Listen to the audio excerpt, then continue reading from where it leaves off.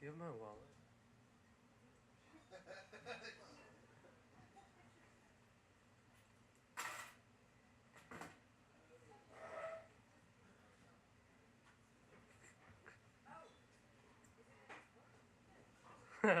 Dimes. Fucking dimes. Since we switched to an armored car service that picks up and drops off money in lieu of actually going to the bank, we can't seem to make it from delivery to delivery without running out of fucking dimes. I usually try to act like I don't even notice. When I take off before the next shift on duty has a chance to realize that I've left them dimeless. Unfortunately, I had pulled the old dimes your uncle trick. One too many dimes. And now the dimes became the first thing my relief checked upon hitting the back room. They would kick open the safe door, point at the empty space where rolls of dimes should be, and then give me the finger. This gesture let me know that I was to walk across the parking lot to the bank and get dimes before I left for the day. It also meant that I could go fuck myself, but mostly the thing about the dimes. On this particular day, I decided to be proactive and go get the dimes before my relief had arrived and had the chance to flip me off. Besides, after the day I'd had, the last thing I needed was to be chastised by a coworker, regardless of whether or not I deserved it. Someone had called in sick that day, leaving me to run short a man all morning, which meant everybody else had to pick up the slack. It's hard enough to work the morning rush at a busy coffee shop, but when you're short a person, and it happens to be the coldest day of the year, it can become a hellacious, hot chocolate-drenched nightmare from which there is no escape. Regardless of the situation, the other two baristas and myself managed our way through it with minimal incident. I say minimal because there were several impatient, mouthy customers that had to be surreptitiously decaffed as instant karma for being a dick when the people making your drink are clearly working as hard and as fast as they can. The best thing about being so non-stop insanely busy was that the time had flown by. In just 30 short minutes, my relief would be here and take the shit show off my hands, leaving me free to go get super high. I spun the dial on the safe, and as the door swung slowly open, my heart sank. There were no goddamn fucking dimes. I snatched the 20 out of the safe, threw my hoodie on, and told my coworkers I'd be right back. The bank was only maybe a 60-yard walk across 3 parking lots, but it was so snatch-cracklingly cold that it might as well have been 60 miles away. I buried my hands in the pockets of my hoodie, clutching the $20 bill tightly in my right fist, and I set off towards the bank. The wind was biting worse than a rookie in a blowjob-giving contest. And my thin hooded sweatshirt offered little in the way of true protection from the elements. I kept my head down and walked as quickly as I could, looking up only at crucial moments that forced me to deal with balance or depth perception. When I got to the bank, they were dead and I was in and out in like 2 minutes.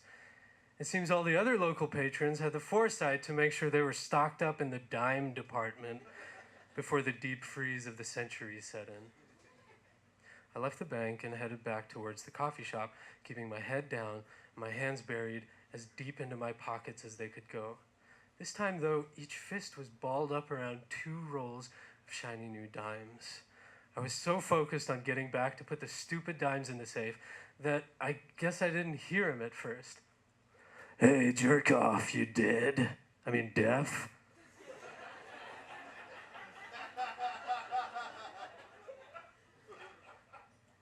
I snapped my head up and stopped just before running face first into the gentleman addressing me.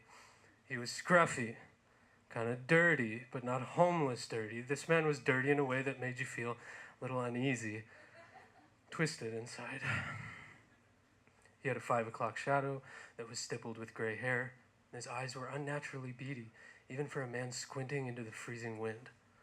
I stared in lieu of a verbal response as the reality of what was happening started to become clear. "Give me your wallet," he said flatly. Holy shit, I was being mugged. I heard about this happening to people. Other people who were not me. But this was happening to me. It was not fucking cool. "Come on, asshole," said the man. "I don't have all day." Maybe it was the fact that I found it extremely rude that a man who was inconveniencing me by stealing my wallet was complaining about being inconvenienced by the speed in which I gave it to him. Maybe this was the straw that broke the camel's back. After a rough day of dealing with impatient, uppity customers, all things considered, I'm not really sure why I decided to respond the way I did. I could have screamed, yelled, drawn attention to myself. I could have taken off running in the opposite direction. Hell, I could have just given him my wallet and been done with the whole thing. But I did none of these. When I pulled my right hand from my pocket and moved it around to the back pocket that held my wallet, I realized I still held the dimes tight in my fist.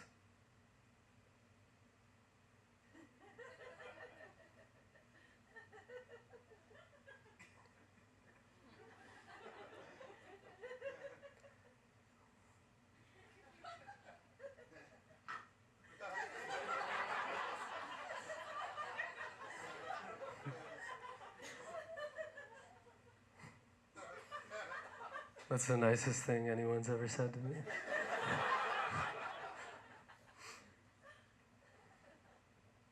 It was then, at that moment, that I decided to size up the mugger. He stood there with one hand out, waiting to accept my wallet, and the other stuffed into his jacket pocket. I suppose I was to presume he was holding some sort of weapon in there, but he never showed one to me.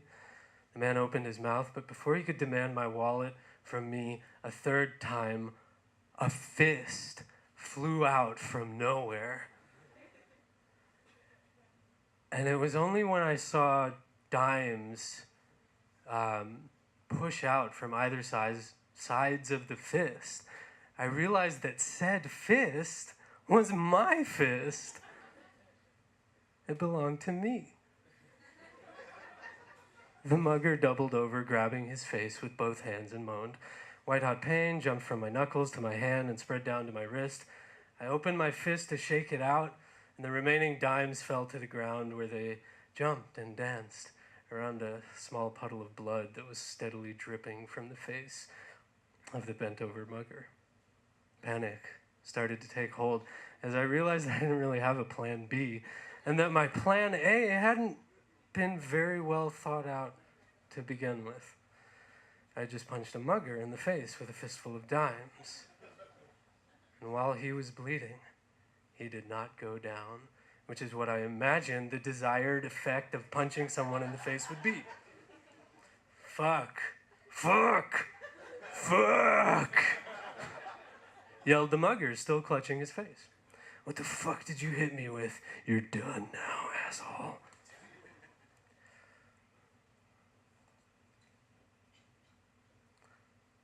Not knowing what my next move should be, I pulled my left hand from my pocket, squeezed the dimes hard, pulled my arm back to launch another attack. At the same moment, though, the mugger's right hand shot down to his pocket. I guess this is where the flight and my fight or flight instincts kicked in. Because even before I realized that I had moved from that spot, I found myself in a full-on sprint, closing in fast on the door to my coffee shop. My coworkers saw me running up, immediately set to making fun of me since they thought I was running because I was being a giant pussy about it being cold. The good-natured ribbing ceased when I was able to catch my breath, enough to talk and tell them what the hell happened. We called the cops. They came an hour later. There wasn't really anything they could do. We walked over to where the exchange went down, and of course all the dimes were gone.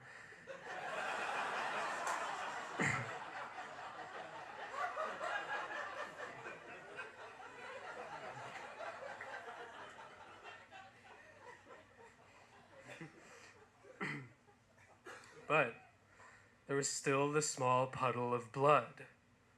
Everyone said I was stupid and lucky and to never, never do anything like that again. And while I don't think I ever would, if I found myself in the same situation, I still feel like a goddamn badass.